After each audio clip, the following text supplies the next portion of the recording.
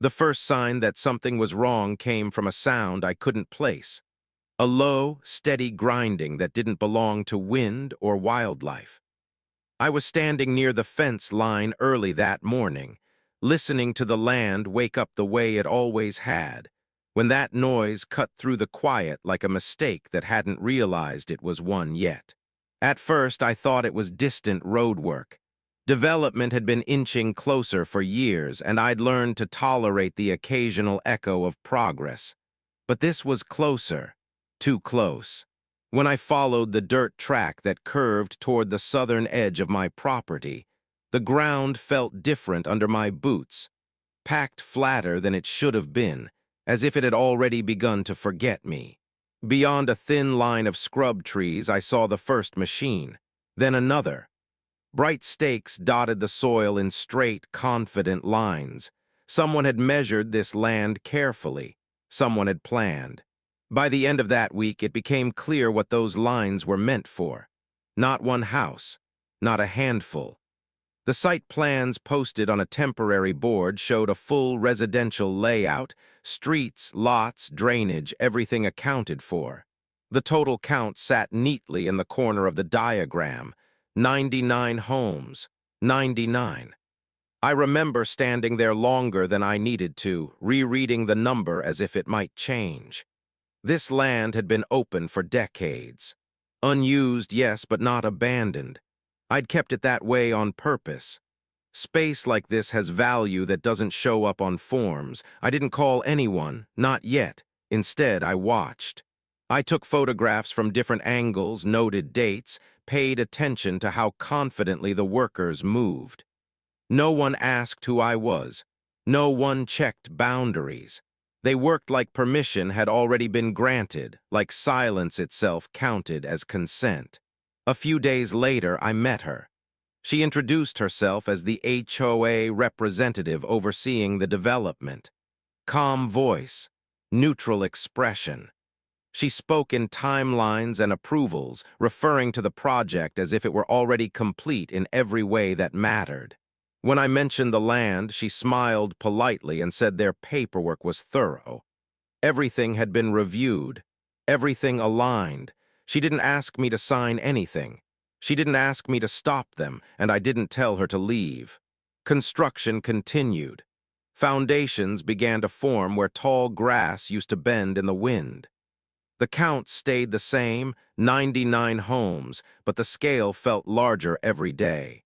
Each new stake made the land feel smaller, more claimed, more spoken for by people who hadn't stood where I was standing now. I kept my distance. I kept my records, and I let them build. Not because I agreed, but because sometimes letting things continue reveals more than stopping them ever could. That realization stayed with me longer than I expected, especially as the machines moved deeper onto land I knew better than anyone else.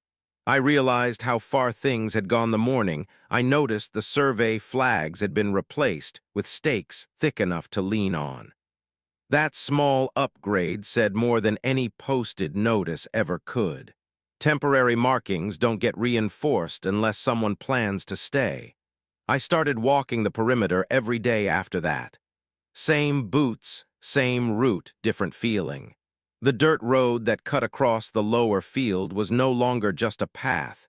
It had been graded, widened, given edges. Tire tracks overlapped each other in repeating patterns, as if the land itself was being trained to move a certain way. No one stopped me. That part struck me as odd. Workers glanced up, nodded sometimes, then went back to what they were doing. I wasn't treated like a trespasser or an obstacle. I was treated like part of the scenery, something that had always been there and didn't require acknowledgement. A week later, the HOA representative returned. She had a clipboard tucked under her arm and the same composed posture as before, like she'd rehearsed this setting in advance. We stood near the edge of what used to be an open rise. Now it was flattened, scraped clean, its view interrupted by stacked materials waiting their turn.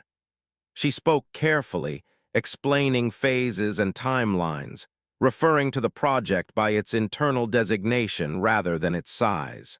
Still, she mentioned the full scope in passing, the planned XCIX homes, as if it were just another line item, no heavier than drainage or road width.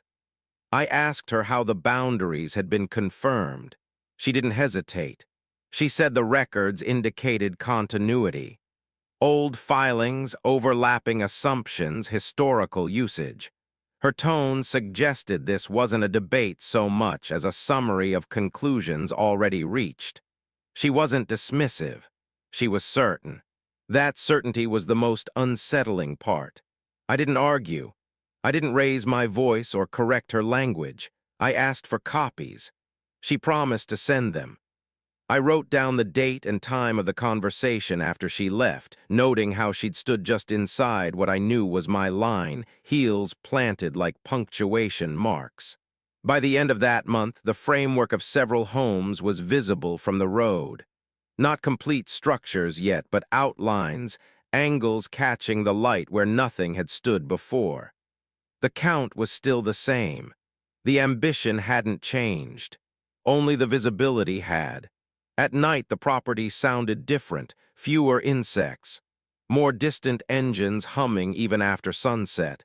I lay awake listening, not angry, not panicked, just alert, watching a process unfold that had mistaken my patience for absence. I still hadn't told them to stop, but I had started organizing my notes by week instead of by day, and that shift meant something. The first structure reached full height on a Tuesday, which felt fitting somehow. Unremarkable on the calendar, but impossible to ignore once it happened. I noticed it while driving back along the access road, the roofline catching the late light in a way that drew the eye whether you wanted it to or not. Seeing a wall stand where open ground used to stretch changed the rhythm of my days. Distances felt shorter. Sightlines broke sooner. I began to understand how quickly space can be redefined once vertical edges appear. I walked closer than usual that afternoon, staying just outside the active zone. The air smelled of fresh-cut lumber and disturbed soil. Measurements were being double-checked, rechecked, then signed off with quick nods. Everything about the process felt practiced, efficient, confident. The HOA representative was there again, talking with a contractor near the newly raised frame. When she noticed me, she excused herself and came over without hesitation. No tension in her stride. No sign she expected conflict.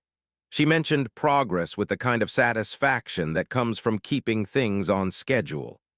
I listened as she described the next phase, how several of the remaining homes, still 99 in total, still referred to as a complete set, would rise quickly now that the groundwork was finished.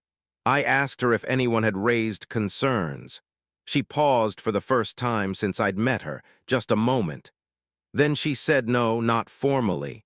There had been inquiries, she admitted, but nothing that suggested a halt.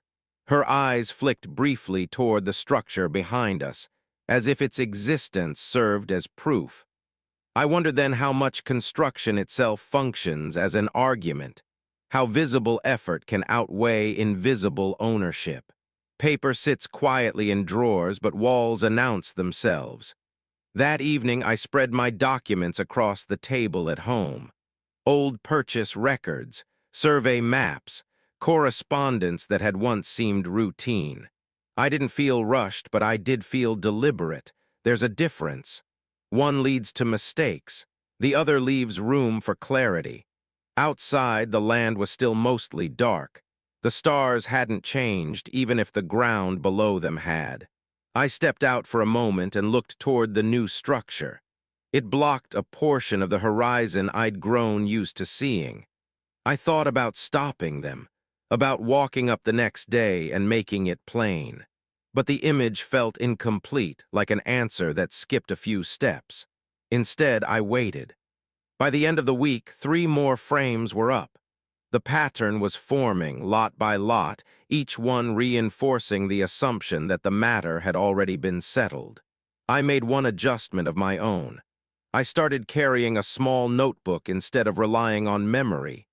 Dates, names, observations, nothing dramatic, just facts accumulating quietly. Sometimes the most important changes are the ones no one else notices, at least not right away. It was the sound of voices that finally pulled me closer than usual. Not raised voices, just conversation, layered and casual, carrying across the cleared ground in a way that reminded me how many people were now involved. This wasn't a small operation anymore. Momentum had taken hold. I stood near the edge of a newly carved roadway, watching as workers moved between partially built structures. From this angle, the scale was unmistakable. Rows were forming. Spacing was precise. The plan for the 99 homes was no longer theoretical. It was visible in the alignment of doors and the repetition of corners. The HOA representative approached with the same composed expression, though her tone shifted slightly this time. Less explanatory, more procedural. She spoke about schedules and inspections, about how delays could ripple through the entire development if not managed carefully. I asked her whether anyone had verified the original property lines on site. She nodded and said the documentation supported their layout. Not just supported it, reinforced it. Her language was careful, chosen to leave no room for interpretation. The implication was clear. The process had moved beyond the need for individual confirmations. That was the moment I understood how this had happened. No single decision had overridden me. No one had intentionally dismissed my ownership. Instead, a series of assumptions had stacked neatly on top of one another. Silence interpreted as agreement, proximity mistaken for access, old references treated as current authority. Each step small enough to seem harmless, but together they carried weight. I didn't interrupt her explanation. I didn't point out where her map differed from mine. I let her finish, then thanked her for the update. The courtesy seemed to surprise her more than resistance would have. That evening, I walked the land again, slower this time. The dirt felt looser in places where trenches had been cut. The ground no longer told the same story underfoot. Still, there were markers I recognized, subtle changes in elevation, the way water pooled after a recent rain. Those details hadn't changed, no matter how many lines were drawn over them. I reviewed my notes later, comparing dates. The first machine, the first conversation, the first structure.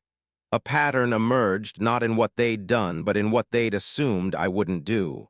By the following week, more of the 99 homes had visible walls.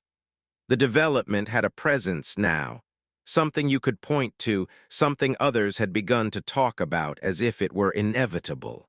I overheard someone refer to it as almost finished, even though most of the work was still ahead. I stayed quiet, not out of hesitation, but out of precision. There's a difference between reacting and choosing the right moment to be seen. And as the land continued to change, I could feel that moment taking shape, just beyond the noise of hammers and engines. I noticed the signage before anything else. Temporary boards had been replaced with sturdier ones, the kind meant to last through weather and time. Street names appeared where there had never been intersections. Each sign made the development feel more permanent, more settled into its own story. From a distance, the layout of the 99 homes was starting to resemble a neighborhood instead of a project. The repetition softened.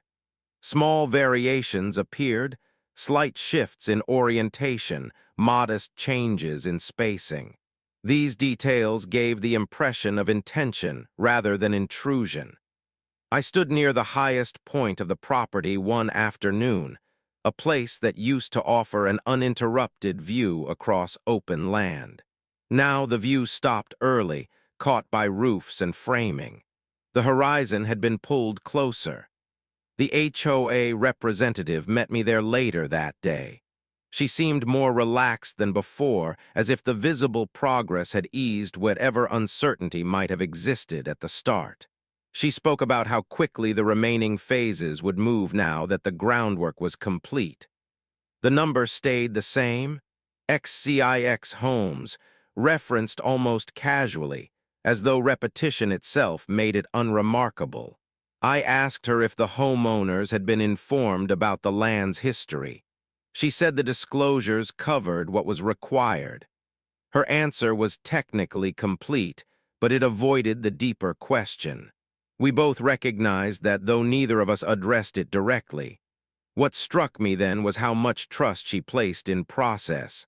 Forms filed, steps followed, boxes checked. To her, the system was the authority, not the land beneath it. The assumption was that if everything had moved forward this far, it must have been right from the beginning. I didn't correct her. Instead, I asked for updated copies of the filings. She agreed without hesitation, already turning to make a note. The ease of that exchange told me something important. She didn't see this as a conflict. Not yet. At home, I added the new documents to the growing stack. The differences were subtle but consistent, references layered over references, each one relying on the last. No single piece stood alone. Together, they formed a story that sounded complete until you read it slowly. Construction pressed on. More walls, more roofs. The count edged closer to the full 99, even if many were still unfinished. The land felt busier, louder, occupied by intentions that weren't mine. Still, I stayed present. I walked openly. I took notes without hiding them. My calm, I realized, had become part of the environment too, noticed perhaps, but not challenged. There's a point in any process where speed begins to hide its own weaknesses. As the development accelerated, I could sense that point approaching, even if no one else seemed to feel it yet. The first mail arrived addressed to a place that didn't exist. I found it tucked inside my roadside box one afternoon, mixed in with my usual envelopes. The address listed a street name I didn't recognize, followed by a lot number that sat squarely within my property lines. It wasn't meant for me, but it had arrived all the same. That single envelope shifted something. It meant the development wasn't just visible anymore, it had entered systems beyond the site itself. Records were being updated. Assumptions were spreading outward. I brought the envelope with me the next time I walked the property. The road it referenced was already half-formed, its curve matching the diagram I'd memorized weeks earlier. Several of the 99 homes now had exterior walls completed. From certain angles, you could almost imagine people moving in, even though no one had yet. The HOA representative was nearby, reviewing progress with a small group. When we spoke, I showed her the envelope. She studied it briefly, then smiled in a way that suggested efficiency rather than concern. Forwarding errors happened, she said. It would be corrected. I asked her how the addresses had been finalized. She explained the process step by step, her voice steady, confident that procedure equaled certainty. Everything was provisional until completion. She reminded me, but far enough along to require coordination. What she didn't say was that once a place is named, it becomes harder to question. That evening, I sorted my notes differently. Instead of dates, I organized them by assumptions. What had been inferred, what had been repeated, what had never been explicitly agreed to. The pattern became clearer. Silence had done more work than any signature. Over the next few weeks, the pace increased. Crews rotated in and out. Materials arrived in bulk. The framework of the 99 homes filled more of the landscape, their presence reshaping how the land was perceived even by those who had known it longer than I had. I remained visible. I didn't interfere, but I didn't disappear either. Workers greeted me now, some even asking casual questions about the area, as if I were a long-time neighbor rather than the owner. I answered carefully, truthfully, without clarifying the full picture. The HOA representative and I spoke less frequently, but when we did, her tone had changed. Not defensive, just narrower. Conversations stayed focused on logistics, not boundaries. It was as if the topic itself had been set aside as unnecessary. I could feel the weight of timing pressing in. The more complete the development became, the more uncomfortable the unanswered questions would grow. Momentum, I realized, doesn't eliminate uncertainty, it delays it. And delays have a way of ending all at once. The morning the utility markers appeared, I knew the development had crossed another quiet threshold. Bright paint traced lines across soil that had never needed explanation before. Water, power, drainage, invisible systems preparing to lock themselves into place. I stood there longer than usual, watching a technician walk the path with practiced ease. He followed the plan without question, stepping confidently over ground that still belonged to me, even if no one else seemed to remember that. By now, more than half of the 99 homes had taken recognizable shape. Roof lines repeated across the field in a way that made counting unnecessary. You felt the number instead. The land no longer looked vacant from any angle that mattered. When the HOA representative reached out to schedule a brief update, I agreed. We met near the temporary office structure, its placement deliberate and centered, as if it had always been meant to sit there. She spoke about coordination with service providers and upcoming milestones. Her language carried an undercurrent of finality. I asked her calmly when the last full boundary verification had been conducted on site. She paused longer this time, not uncertain, just recalibrating. She said the records had been reviewed during the planning phase. On-site confirmation hadn't been necessary, given the consistency of the documentation. I nodded, as if that made sense. What I didn't say was that consistency can exist even when it's wrong, especially when no one slows down long enough to question it. After the meeting, I returned home and made copies of everything. Not because I expected to hand them over immediately, but because preparation changes how you stand in a room. It gives weight to silence. Construction pressed on. Concrete was poured where grass had once bent underfoot. The soundscape of the property had shifted permanently now, less open air, more echo. I found myself listening not for what was happening, but for what was missing. At night, I reviewed my notes again. The timeline was undeniable. The project had advanced not through malice, but through momentum. Each step justified the next. Each assumption reinforced the last. I began to understand that stopping the process abruptly would only harden positions. It would turn a misunderstanding into a standoff. That wasn't what I wanted. Instead, I needed the development to reach a point where its own systems required answers they couldn't provide on their own, where presence and documentation mattered more than progress. As the 99 homes continued to rise, that point felt closer, not dramatic, not explosive, just inevitable. And inevitability, when handled carefully, can be redirected.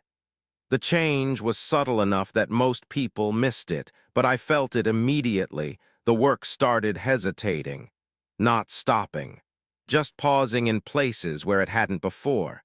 A truck idled longer than usual. A crew waited for instructions that didn't arrive right away. The rhythm that had carried the development forward began to lose its certainty. By then, the outline of the XCIX homes had fully asserted itself. Streets were defined. Utilities traced their hidden paths beneath the soil. From above, it would have looked complete in all the ways that matter to planning offices and schedules. From the ground, though, something felt unresolved. I kept my routine unchanged. Morning walks, notes taken in plain sight, occasional conversations that stayed deliberately surface level. I wasn't withholding information. I was allowing space for questions to form on their own. The HOA representative reached out again, this time asking to meet somewhere quieter. We chose a spot near the original fence line, one of the few remaining markers that hadn't been absorbed into the new layout. Her tone was still calm, but the confidence had softened around the edges. She mentioned a review. Not an issue, she clarified, just a routine request for clarification tied to final coordination. She didn't specify who had requested it, but she didn't need to. The system was beginning to look back at itself. I listened without interruption. When she finished, I said I had records she might find useful, not accusatory, not triumphant, just factual, the kind of statement that opens a door without forcing anyone through it. She nodded slowly, as if recalibrating her understanding of the situation. For the first time, she asked a question that wasn't procedural. "How long have you owned the land?" I answered, and let the silence stretch afterward. Not uncomfortably, just long enough to let context settle in. Over the next several days, I noticed more conversations happening off to the side. Clipboards exchanged, phones checked twice. The pace didn't reverse, but it redistributed. Attention shifted from building forward to confirming backward. The XCIX homes still stood. That hadn't changed. What had changed was the certainty that had once surrounded them. Momentum was still present, but it no longer spoke with authority on its own. I didn't push. I didn't demand. I made myself available, visible, consistent. Documentation does its best work when it arrives calmly, without urgency. One afternoon, I watched the sun dip behind the nearest completed structure, casting a shadow that fell just short of where the old boundary line lay. The land remembered, even if the process had forgotten. That shadow lingered longer than the others, and I had the sense that soon it would be noticed by more than just me. The first official question arrived without ceremony. It came through the HOA representative, delivered carefully, as if tone alone could keep it from sounding like what it was. She framed it as a request for confirmation, a routine cross-check prompted by late-stage alignment. Her words were measured, but the shift was unmistakable. The system that had carried the project forward was now asking where it stood. We met again near the edge of the development, where unfinished lots still showed raw ground between structures. The 99 homes were no longer just plans or progress, they were facts. Physical, costly, and increasingly dependent on answers that couldn't be assumed anymore.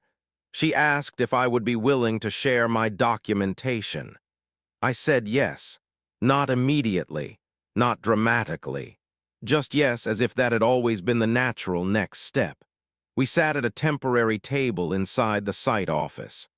I laid out copies in an orderly stack, purchase records, surveys, dated notes. I didn't narrate them. I let her read. The room stayed quiet except for the faint sounds of construction outside, continuing as it always had. Her expression didn't change much, but her pace did. She slowed down, returned to earlier pages, compared margins. The confidence she'd once carried so easily gave way to concentration, not panic, not guilt, just focus. She asked a few questions, clarifying ones, no accusations, no defensiveness. That more than anything confirmed that this had never been about intent. It had been about motion. Outside, work continued, but it felt different now. Less like a current pulling everything along, more like a process waiting for instruction. The 99 homes stood where they stood, but the certainty that had wrapped around them had loosened. By the end of the meeting, she thanked me, not out of politeness, but with a sincerity that hadn't been there before. She said there would need to be internal discussions, reviews, Adjustments. She didn't say what those would look like, and I didn't ask. I walked the property afterward, following the same paths I always had. The land hadn't changed its shape for me. It still dipped and rose in familiar ways. The difference was that now others were beginning to notice those details too. That evening, the construction noise ended earlier than usual. Not stopped, just paused. A subtle thing, easy to miss unless you'd been listening as long as I had. I stood at the fence line as the light faded, watching the outlines of the homes settle into shadow. They were still there. That wasn't the question anymore. The question was how long assumptions could hold once they'd been asked to explain themselves. The land grew quieter, though it never returned to silence. Work continued on the 99 homes, but with a different posture. Crews still arrived, tools still moved. Yet decisions no longer flowed in one direction. Questions surfaced where certainty used to sit. Measurements were revisited. Lines were walked instead of assumed. I didn't attend the internal meetings that followed. I wasn't asked to. What changed wasn't driven by confrontation, but by the slow friction between documentation and reality. Systems that rely on momentum struggle when they're required to pause and explain themselves. The HOA representative, and I met one final time near the same fence line where uncertainty had first entered her voice weeks earlier. She looked more tired than before, not from stress, but from recalibration. Processes don't enjoy being corrected, even when the correction is necessary. She explained that adjustments were underway, not reversals, not dramatic halts, just realignments. Certain portions of the development would need to be reconsidered, some assumptions undone, others formally addressed. She didn't apologize, and I didn't expect her to. Instead, she acknowledged the oversight in the way administrators do, precisely, carefully, without embellishment. Responsibility was redistributed, authority re-examined. The system had begun correcting itself. Construction on the 99 homes continued, but no longer as a single, unquestioned sweep.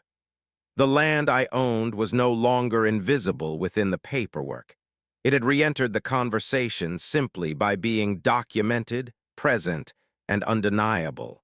I walked the property afterward, noticing how the space felt different now. Not restored, changed, permanently. But the change had boundaries again, edges that mattered. The machines still hummed in the distance, but they no longer felt like they were moving without regard. Timing had shifted, decisions slowed, and in that slowing, clarity emerged. I didn't feel victorious, I felt settled. Patience hadn't stopped anything outright. It hadn't erased what had already been built.